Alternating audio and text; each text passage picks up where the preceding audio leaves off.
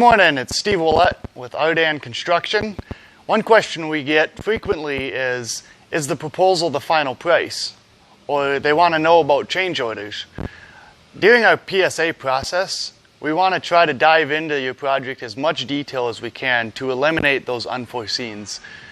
Always there's a scenario that can pop up that there's something unforeseen or something that we don't know about, and we'll have a discussion about that once those problems arise. But our best case scenario is that we spend time in the PSA process, our professional sales agreement, where we can open up walls, we can check the status of plumbing and camera the lines and figure out what's going on with the electrical. And these are things that can cause some pretty big unknowns.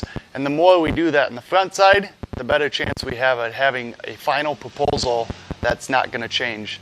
Of course, anything that you would like to add during the process can happen, and those would be things that would be driven by you having a desire to change something or add something, and I would be happy to help you out with that as well.